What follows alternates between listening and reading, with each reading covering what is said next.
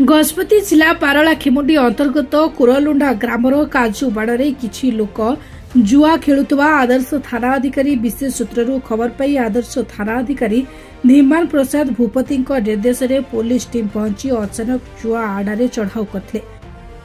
घटनास्थल में टंका सहित 7 जन को आदर्श थाना पुलिस गिरफ्त कर टंका पैसा छाड़ी पुलिस टीम को देखि दौड़ी पलाउथिले। पुलिस ए बाबद अधिक तदंत करिबो एवं एभली जो स्थान में बेआईन भावे जुआ खेल हेबो सेही जुआ आड़ा खोजी खोजी जुआ खेलाड़ी मानकु गजपति पुलिस टीम गिरफ्त करी आईन अनुसार दंड दियाजिबो बोली गजपति जिला आरक्षी अधीक्षक श्री जतीन्द्र कुमार पण्डा सामाजिक गणमाध्यम रे सूचना प्रदान करछिनि।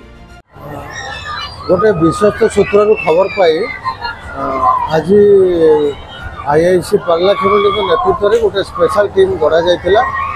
सेमाने को मो गोटे कोलुंडा निकटस्थ गोटे काजू जंगल भितर सेमाने जुआ खेलुवार खबर थिला। आमर स्पेशल टीम सेठारे पहुँचला एवं अतर्कित रेड करबा परे सेठारु प्राय 30 जन लोक निजर बाइक छाड़ी सेठारु पळै जाइथिले, किंतु 7 जन को धरिबार सक्षम होइतिला आमर स्पेशल टीम।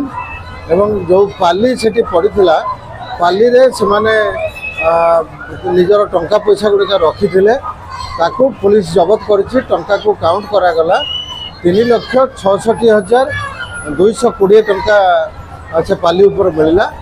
या व्यतीत आम 30टा बाइक मध्य जबत करिछु। एबे 7 जन को गिरफ्त करा जाइछि।